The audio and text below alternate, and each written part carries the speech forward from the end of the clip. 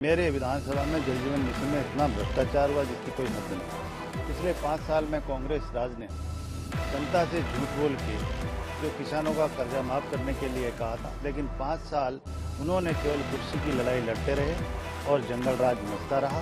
एक एक चीज की जांच करवाऊंगा मैं निश्चित रूप से। साधारण कार्यकर्ता केवल पार्टी में काम थे, हमारे को तो यही पता नहीं था हमारे को टिकट भी मिलेगा। प्राथमिकताएं यह है कि जिस तरह से पिछले 5 साल में कांग्रेस राज ने जनता से झूठ बोल के जो किसानों का कर्जा माफ करने के लिए कहा था, बेरोजगारों को भत्ता देने के लिए कहा था, ये कह के सत्ता में आ गई, लेकिन 5 साल उन्होंने केवल कुर्सी की लड़ाई लड़ते रहे और जंगल राज मचता रहा। उसके बाद में भी हिंदुस्तान में सबसे नंबर 1 पे राजस्थान आया है कायम में बलात्कार, महिला अत्याचार और दलित अत्याचारों में।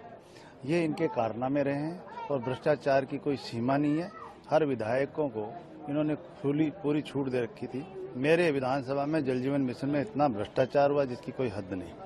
मैं मानता हूं कि उनके जितने जो कारनामे किए हैं, हम जितना उन्होंने इस राजस्थान को पीछे धकेला है, उसको हम हर वर्ग को साथ लेकर हर समाज में और दलित वर्ग को, महिलाओं को, उन पे हम विशेष तौर से काम करेंगे।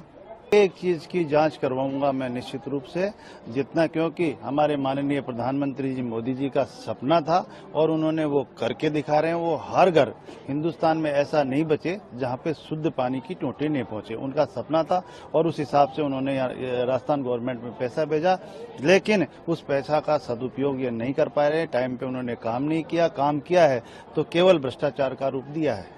जो दलित अत्याचार, मैं एससी मोर्चे का राष्ट्रीय कार्यकारिणी का सदस्य था, मैं हर स्टेट में घूमता था, लेकिन जो राजस्थान में ज्यादा हुआ है और इसके खिलाफ हमने कई बार आंदोलन भी किया, लेकिन अब हम ये सरकार आ गई, निश्चित रूप से जो लॉ एंड ऑर्डर रहेगा ये मजबूत रहेगा। भारतीय जनता पार्टी जो करती है वो कहती है, जो करती है, और जो नहीं कहती है वो भी करके दिखाती है। जनता पार्टी ऐसा कर सकती है और कोई पार्टियां नहीं कर सकती है।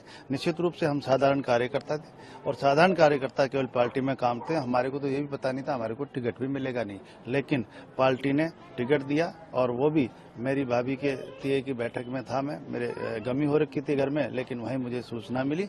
तो ये भारतीय जनता पार्टी निश्चित रूप से जो कार्यकर्ता है उसको पूरी मॉनिटरिंग रखे, निश्चित रूप से हर कार्यकर्ता को कहीं न कहीं वो उपयोग में लेते हैं। रूप से अभी हमारे माननीय मुख्यमंत्री जी बैठेंगे, संभालेंगे और उसके बाद में हम बैठ के बात करेंगे। और निश्चित रूप से जो कांग्रेस सरकार ने जो किया है, पहले बात तो राजस्थान को कर्जे में डाला है, उसके बारे में कुछ न कुछ करके बाद में योजनाओं का प्रारूप तैयार करेंगे। योजनाओं को घर घर ले जाने का काम करेंगे, जिससे कि हमारे लोग जितने भी है, गाँव के पिछड़े लोग जितने भी है, उनको मुख्य धारा में लाएं, क्योंकि प्रधानमंत्री जी के वहाँ से इतनी योजनाएं हैं कि वो ग्राउंड लेवल तक नहीं पहुंचा पा रहे हैं, क्योंकि यहाँ कांग्रेस की गवर्नमेंट थी और जो आ रही थी उसमें भी भ्रष्टाचार कर रहे थे। इसलिए निश्चित रूप से हम गांव-गांव जाके और निश्चित रूप से उन योजनाओं को हमारे जो वर्ग है उनमें पहुंचाएंगे।